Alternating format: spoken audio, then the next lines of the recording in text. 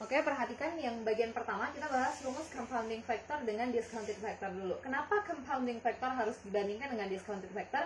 Karena di video yang sebelumnya saya sampaikan mereka sebenarnya sama, cuma diterbalikan aja.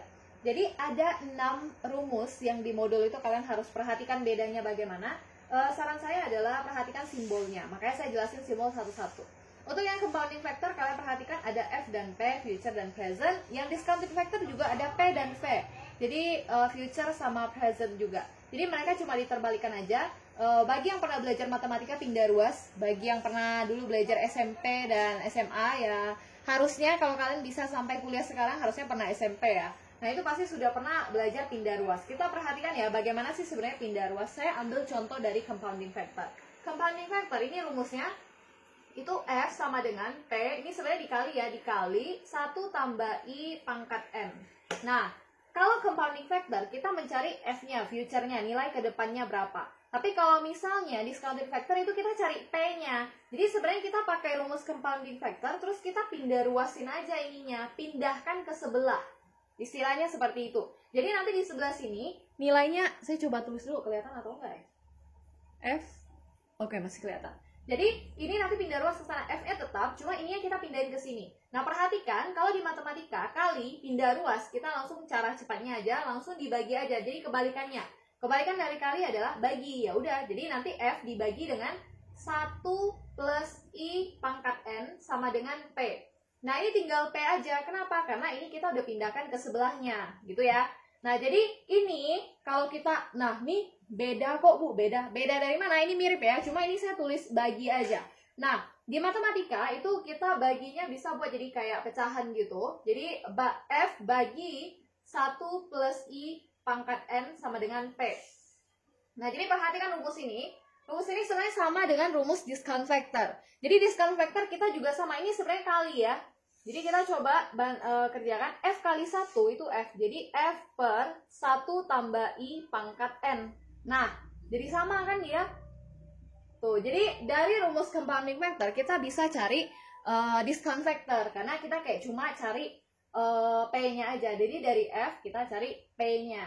Nah, gitu aja ya perbandingan rumusnya. Sekarang kita coba bahas yang compound factor dulu. Ada contoh soalnya. Jadi kalian coba perhatikan contoh soalnya saja yang ada di modul. Saya belum bisa tampilkan 2 karena waktu itu coba record dari tampilan Google Meet juga susah, putus-putus. Jadi kita coba pakai papan tulis saja. Ini akan terbantu kalau misalnya kalian ada print out modul atau beli modul di photocopy center. Atau juga bisa sambil buka PowerPoint kalian. Atau boleh lihat di sini. Cuma ini saya lihatkan sekilas saja. Jadi nanti untuk rumus yang compounding factor itu adalah soal seperti ini. Jadi yang kelihatan nggak? Agak blur ya. Kelihatan nggak ya? Oke, agak blur. Oke. Nah, jadi ada rumus yang ini. Misalkan ada orang meminjam uang sebanyak. Nah, ini kita pakai rumus yang ini ya untuk compounding factor. Misalkan ada orang meminjam uang sebanyak 2 juta. Nah, jadi ada orang yang saat ini meminjam uang 2 juta. Jadi saran saya nanti ujian atau latihan akan diberikan soal cerita. Jadi kalian harus menganalisa dari soal itu kira-kira pakai rumus yang mana sih? Yang 1, 2, 3, 4, 5, atau 6. Nah itu. Jadi saran saya pertama kita uraikan dulu apa saja yang diketahui. Jadi ini saya hapus dulu ya. Bentar saya hapus dulu. Oke, kita lanjut di sini. Misalkan ada orang meminjam uang sebanyak 2 juta. Jadi saat ini dia pinjam uangnya 2 juta nih. Jadi kita tulis present. Ingat present itu saat ini. Saat ini juga dia pinjam uang 2 juta. Terus uang tersebut akan dikembalikan dalam 2 tahun. Jadi N-nya adalah 2 tahun. Dengan tingkat suku bunga 18% per tahun. Yang ditanya adalah berapa sih uang yang harus dikembalikan? Nah jadi dia pinjam uangnya itu sekarang pinjam 2 juta, terus 2 tahun kemudian, ini baru 1 tahun, ini 2 tahun, 2 tahun kemudian dia baru akan membayar. Jadi pertanyaannya adalah berapa uang yang harus dikembalikan 2 tahun kemudian. Karena kita ke 2 tahun kemudian itu berarti masa depan, maka kita cari F-nya. Nah jadi pertama kita uraikan dulu yang diketahui apa. Oh ketemu P dan F. Berarti dari 6 rumus yang ada, kita cari yang ada P dengan F rumus yang mana ya? Oh antara compounding atau discount factor. Ya udah, antara compounding sama discount factor. Yang compounding berarti kita mau cari F pakai rumus compounding. Kalau kita pakai discount factor kita mau cari P. Nah, kita lihat dulu yang ditanya apa. Oh, bayarnya untuk 2 tahun kemudian. Nanti kembalikannya berapa? Lihat masa depan. Berarti kita cari F, future-nya. Nah, karena F, berarti kita pakai rumus compounding factor. F sama dengan. Nah, kita pakai rumus F sama dengan. Jadi, F sama dengan P. Ini kali ya artinya ya. Kali 1 tambah I pangkat N. Jadi, P-nya 2 juta. Ikut yang diketahuinya 2 juta. Dikalikan 1 tambah I-nya kita ubah ke desimal. Ini kan persentase, kita ubah ke desimal. Jadi 0,18 pangkat N. N-nya 2 tahun. Nah, 2 juta kali 1,18. 1 tambah 0,18, 1,18 pangkat 2. Nah, saran saya begini ya. Ketika kalian mengerjakan yang bunga-bunga ini, biasanya dia komanya banyak. Jangan dibulatkan di sini. Jadi kalau menggunakan kalkulator, hitung aja selanjutnya, jadi jangan dibulatkan. Bulatkannya nanti di jawaban akhir aja. Jadi sebentar nih saya hitung dulu. Nah, kalau misalnya saya coba hitung pakai kalkulator ya, 1,18 pangkat 2 itu 1,3924. Nah, jangan bulatkan misalnya angkanya 1,3924. Jangan bulatkan 2 angka, 3 angka belakang koma. Nanti kalau bulatkan di awal, nanti akhirnya agak jauh. Jadi saran saya bulatkan di akhir aja. Jadi kalau 1,18 pangkat 2 punya saya dapatnya ini ya. Terus nanti kita langsung kalikan aja dengan 2 juta. Hasilnya 2 juta 784.800. Nah, ini kebetulan angkanya bulat nih. Nah, bisa aja di kasus-kasus tertentu angkanya misalnya nih ada koma-komanya, 746 bla bla bla gitu. Nah, kalau untuk ujian dan latihan untuk mata kuliah ini aja, kita bulatkannya penuh ya. Jadi bulatkannya sampai satuan rupiah sini. Jadi yang belakangnya dihapus saja. Cuma kalau 7 kan berarti ini harus dinaikkan 1 angka. Jadi bulatkan ke atas ini jadi 1 nanti kalau belakangnya 7. Tapi kalau belakangnya di bawah 5 berarti bulatkannya tetap. Nah, jadi kita buang belakangnya. Jadi ingat untuk latihan dan ujian bulatkan penuh untuk hasil akhir. Tapi awal-awalnya jangan dibulatin. Nah, ini adalah contoh untuk compounding factor. Nah, sekarang kita coba bahas contoh soal untuk yang discount factor. Discount factor itu yang ada ini. Ya, kira-kira yang ini. Lihat ya, kepada seorang pemuda-pemudi. Jadi saya bahas contoh yang ini. Oke, saya hapus papan tulis dulu. Nah, kita perhatikan pertanyaannya kepada, oke udah terrecord ya. Kepada seorang pemuda-pemudi yang merayakan hari ulang tahun ke-20. Jadi sekarang itu dia lagi ulang tahun ke-20. Sekarang, now, itu dia lagi ulang tahun ke-20. 20 tahun. Diberitahukan bahwa ia berhak menerima uang 40 juta dari ayahnya ketika dia berumur 25 tahun. Jadi ketika nanti ke depannya dia berumur 25 tahun, dia akan dikasih 40 juta gitu ya. Tapi nanti tunggu di masa mendatang dulu, baru dia bisa dapat 40 juta gitu ya. Terus kita baca lagi, karena pemuda-pemudi itu memerlukan banyak uang sekarang, misalnya untuk bayar kuliah, beli HP, bla bla bla gitu ya. Dia ingin menerima uangnya sekarang juga.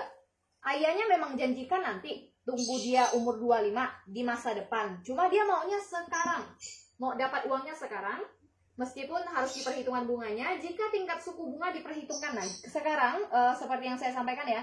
Ketika kita ketemu soal, rumusnya ada 6, kita tulis dulu yang diketahui. Ayahnya akan memberikan 40 juta di masa mendatang, berarti itu adalah future-nya. Maka kita tulis diketahui di sini, future-nya 40 juta. Nah, ayahnya memberikannya 2 ketika dia umur 25. Kita sekarang umur dia 20. Akan diberikan di umur 25. Nah, selisihkan aja 25 tahun kurang 20 tahun. Hasilnya nanti N-nya adalah 5 tahun. Terus di sini dikatakan bahwa bunganya 12% per tahun. Berarti I sama dengan 12% per tahun. Yang ditanya berapa sih jumlah uang yang dia terima sekarang. Nah, sekarang udah ada ya, kata kuncinya di pertanyaannya tuh udah ada. Sekarang berarti present. Berapa uang yang akan dia terima sekarang. Nah, kalau misalnya kita udah uraikan seperti ini, kita akan ketemu simbol-simbol. Oh, berarti di soal ini kita butuh dari ke-6 rumus yang ada, kita harus cari yang ada simbol F dan simbol P-nya yang mana. Oh, ternyata ketika pilih-pilih dari 6 rumus itu, oh yang ada simbol F dan P adalah compounding factor atau discount factor. Nah, sekarang kita lihat yang ditanya apa? Oh, dia mau dapat uangnya sekarang. Sekarang berarti present. Ini kan F sama dengan. Kita ambil yang ini, yang P sama dengan, yaitu discount factor. Jadi nanti kita pakai rumus yang ada di sini. Saya tuliskan ya. Jadi P sama dengan F-nya, berarti nilai future-nya 40 juta tadi. Kalikan dengan kejauhan ya. Di sini aja. P sama dengan F-nya 40 juta. Kalikan dengan 1 per 1 tambah I-nya 12%. 12% pangkat N. N-nya 5. Nah, jadi 40 juta dikali 1 per oh ya, ini 12% langsung ubah ke desimal aja. Jadi 0,12 ya. 0,12. Jadi 1,12 pangkat 5. Nah, ini juga sama ya. Jadi cara hitungnya begini. Ada kalkulator mahasiswa tuh, saya lupa merek apa, kalau nggak salah Casio juga atau apa, yang dia bisa jabarkan semua perhitungannya di sini. Nah, cuman saran saya kalau misalnya memang mau seperti itu, tolong gunakan tanda kurungnya yang benar. Karena kadang kalkulator seperti itu dia akan kerjakan dengan aturan kali bagi tambah kurang. Jadi ketika kalian jabarkan semua angka-angkanya, nanti dia akan kerjakan yang kali bagi dulu, lalu tambah kurangnya nanti di akhir. Nah, kadang jawaban akhirnya tuh kadang sering beda. Jadi saran saya kalau misalnya mau hitung pakai kalkulator, hitungnya satu-satu. Misalnya yang ini kan, kita kerja ini dulu. Oh, 1 tambah 0,12 berapa? 1,12. Lalu nanti 1,12 kita pangkatin dengan 5. Saya hitung ya, pangkat 5. Nah, ini kan koma-komanya banyak nih. Saran saya jangan dibulatkan di sini dulu. Bulatkannya nanti di jawaban akhir. Lalu 1,12 pangkat 5 nanti kalian harus jadi 1 di atas bagikan dengan hasil kali tadi. 1 bagikan dengan hasil kali tadi, dapatnya ini 0,5674. Lalu dikalikan dengan 40 juta. Jadi perhatikan saya sama sekali nggak ada bulatkan. Kalikan 40 juta. 1, 2, 3, 4, 5, 6. Hasilnya 22.697. Saya tuliskan di sini ya. 22.697.074,23. Saran saya waktu saya lagi jelasin gini, kalian ikut hitung juga. Karena biasa mahasiswa gini, dia udah jago nih, dari ke 6 rumus itu dia udah paham yang mana, dia udah tahu mau pilih yang mana, tapi ketika dikerjakan, itu hasil akhirnya itu salah. Karena apa? Tadi dia nggak terbiasa hitung gitu. Jadi tolong biasakan coba-coba hitung. Nah, di sini saya dapatnya ini agak berbeda sedikit di modul, karena di modul mungkin ketika hitung bunganya dibulatkan, makanya saya sarankan jangan bulatkan di sini, tapi di jawaban akhir aja. Nah, lalu saya minta ketika kalian latihan atau ujian, bulatkan penuh untuk jawaban akhir. Jadi kan ada komanya nih, bulatkan penuh. Jadi ya udah tinggal ini aja. 22.697.074 itu hasilnya. Nah, ketika ujian misalnya ada beda nih, bukan di modul belakangnya 080, punya ibu 74, nggak masalah. Jadi kalau kalian ujian atau latihan juga sama. Kalau kita cuma beda di satuan, puluhan, ratusan gitu kan, nggak apa-apa. Ya penting jangan sampai salah di depan. Jangan sampai salah di puluh jutaan atau jutaan, itu terlalu besar perbedaannya. Tapi kalau cuma beda di belakang nggak masalah, karena itu berarti kita beda di pembulatannya aja gitu ya. Jadi coba-coba dihitung. Ini untuk rumus yang compounding dengan discount factor. Nanti saya akan lanjut ke rumus yang kedua.